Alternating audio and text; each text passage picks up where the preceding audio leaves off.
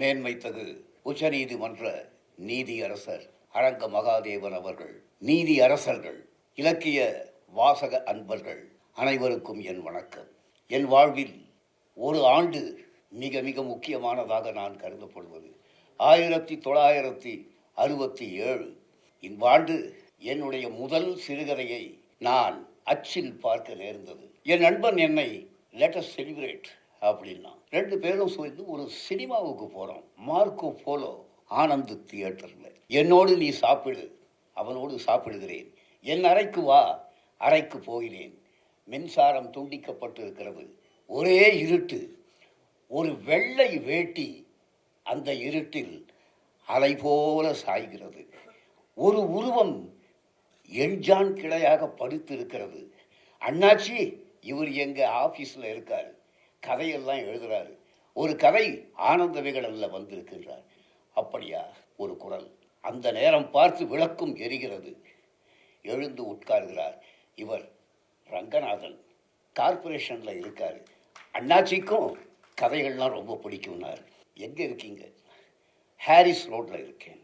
நாங்கள் வந்துட்டோம். 2 நாள் கழித்து என்னுடைய அலுவலகம் மவுண்ட் ரோடு டெலிஃபோன் எக்ஸ்சேஞ்ச். வாசலில் யாரோ வந்திருக்காங்க, கொஞ்சம் வாங்கன்னு அந்த சவுக்கிதார் சொல்லுகிறார். நான் வெளியே வருகிறேன். பின்னாட்களில் அரங்கநாதன் என்று மாறிய ரங்கநாதன் நின்று கொண்டிருக்கிறார். உங்கள் கதையை படித்தேன், ரொம்ப நல்லா இருக்கு. ஒரு ஆரம்பம், எதிர்காலத்தில் நீங்கள் நல்ல செதுக்குவீர்கள் அப்படின்ற ஒரு நம்பிக்கையை கொடுக்கிறது. வாங்க ஒரு காஃபி சாப்பிடலாம். இவ்வாறு தொடங்கியது எனக்கும் மா அரங்கநாதனுக்கும் உண்டானது. ஒரு நாள் அவர் சொல்லுகிறார், கன்னிமரா லைப்ரரிக்கு போகலாம். அங்கே ரெஃபரன்ஸ் செக்ஷனில் பிரசண்ட விகடனுடைய தொகுப்புகள் 3 எடுக்கிறார். 14 கதைகள் எம் ரங்கநாதன் என்ற பெயரில் எழுதப்பட்டிருக்கிறது. படிங்க என்றார். படிக்கிறேன். இவ்வளவு வித்தியாசமான கதைகளை நீங்கள் 50களில் எழுதியிருக்கிறீர்களே, ஏன் தொடர்ந்து எழுதவில்லை? என்ன ஆகிற்று உங்களுக்கு? ஏதாவது செய்ய வேண்டும். திரும்ப திரும்ப ஒரே வார்த்தையை சொல்லுவார், ஏதாவது செய்ய வேண்டும் என்று. பிறகு நாங்கள் ஆங்கில படங்களை பார்ப்போம். இது கட்டம் 1. 2வது கட்டத்தில் அதே ஆண்டு என்னுடைய முதல் ஓவியம் முதல் பரிசு பெறுகிறது. அந்த பரிசை அறிவிக்கிறவர் அன்றைய முன்னாள்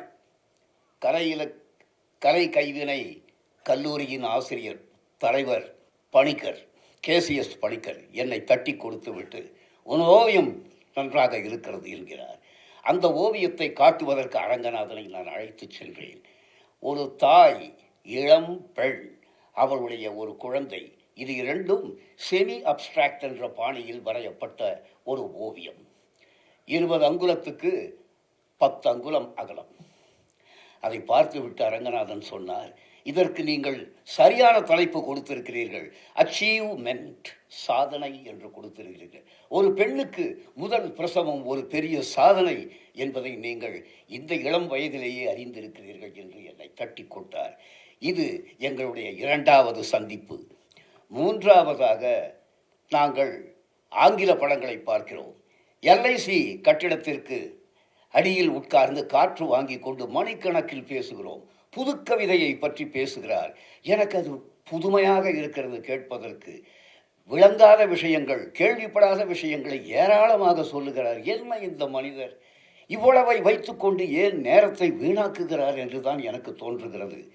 பிறகு எங்களுடைய பேச்சில் அடிபட்டது என்னவென்றால், நீட்ஷே, ஃப்ரீட்ரிஷ் நீட்ஷே உடைய தஸ் ஸ்பேக் த ஜராஷ்துஷ்ரா என்று சொல்லிவிட்டு, மனிதர்களுக்குள் ஒரு மாமனிதர் தோன்றுவான் என்று அதை சரியாக புரிந்து கொள்ளாமல் ஹிட்லர் தோன்றியதை பற்றி சொல்லி சிரிக்கிறார். எங்களுடைய பேச்சு அதிலிருந்து ஜே கிருஷ்ணமூர்த்திக்கு போகிறது. ஒவ்வொரு டிசம்பரும் நாங்கள் இருவரும் ஜே கிருஷ்ணமூர்த்தியினுடைய பேச்சை கேட்க தினம் தவறாமல் போவோம். ஜே கிருஷ்ணமூர்த்தி எளிமையாக்கப்பட்ட எக்ஸிஸ்டென்ஷியலிஸ்ட் அப்படின்னாரு. அது என்ன என்றேன். தருவோம். பாய் அண்ட் கம்பெனிக்கு போகிறோம். பீயிங் அண்ட் நத்திங்னஸ் என்ற ஜான்பல் சாதேவுடைய கனத்த புத்தகத்தை வாங்குகிறார்.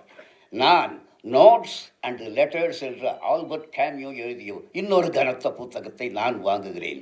இருவரும் நாங்கள் அதை பரிமாறிக் கொள்ளுகிறோம். பிறகு சில நாட்கள் கழித்து எனக்கு அபிமான எழுத்தாளராயிருந்த எஸ்வி ராஜதுரை அவர்களின் எக்ஸிஸ்டென்ஷியலிசம் ஓர் அறிமுகம் என்ற ஒரு தமிழ் நூலை எடுத்து அவருக்கு கொடுத்தேன். இதெல்லாம் நம்முடைய சப்ஜெக்ட் அப்படின்னார் இவர் பார்த்துட்டு. அன்று முதல் வெகு நாட்களுக்கு எக்ஸிஸ்டென்ஷியலிசத்தை பற்றி அவர் பேசிக்கிட்டு இருந்தார். ஆனால் அவருடைய கதைகளில் அதெல்லாம் வரல. பிறகு நீங்கள் இவ்வளவு பேசிக்கொண்டிருக்கிறீர்களே, இதெல்லாம் இந்த எல்ஐசி காத்துலேயே போயிடுமே, இதையெல்லாம் நீங்கள் ரெக்கார்ட் பண்ண வேணாமா? நான் இங்கே இருக்குது, போகாது, காலங்காலமாக இருக்கிறது என்றார். ஒரு நாள் இதையெல்லாம் எழுதினார். பெரிய பெரிய எழுத்துக்களாக இருக்கும் அவருடைய கையெழுத்து.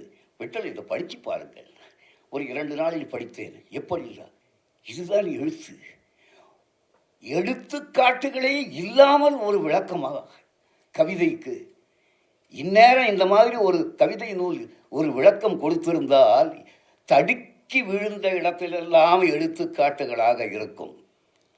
தமிழில் எழுதப்பட்டிருக்கிற எல்லா கவிதைகளிலிருந்தும் பொறுக்கி பொறுக்கி போட்டிருப்பாங்க. இது ஒன்றுமே இல்லையே, ஏதோ 1ஓ 2ஓ தானே இருக்குது, மற்றது எல்லாம் உங்களுடைய இதாக தானே இருக்கிறது. எனக்கு தோன்றியது அதுதான். பொருளின் பொருள் கவிதை, அதுதான் நூலாக வெளிவந்தது. பிறகு அவர் சிறுகதைகள் எழுதினார்.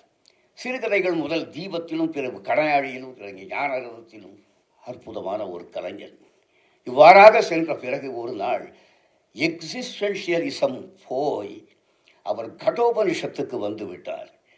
கட்டோபனிஷத்தில் கடைசியாக நசிகேதன் யமனை ஒரு கேள்வி கேட்கிறான். மரணம் என்றால் என்ன? கட்டோபனிஷத் முடிவடைந்தது என்றார் அரங்கநாதன். நான் அவரை நிமிர்ந்து பார்த்தேன். மிக உயரத்தில் இருந்தார். அந்த உயரத்திலிருந்து அவர் இறங்கவே இல்லை. அப்படிப்பட்ட ஒரு உயர்ந்த மனிதர், உயர்ந்த எழுத்தாளர், அவருடைய பெயரில் அவருடைய அருமை மைந்தரால் வழங்கப்படும் இந்த அரிய விருதை நான் பெறுவதில் மன நிறைவும் மன மகிழ்ச்சியும் பெருமையும் அடைகிறேன். வணக்கம். இந்த வீடியோ உங்களுக்கு பிடிச்சிருந்தா லைக் பண்ணுங்க, ஷேர் பண்ணுங்க, கமெண்ட் பண்ணுங்க.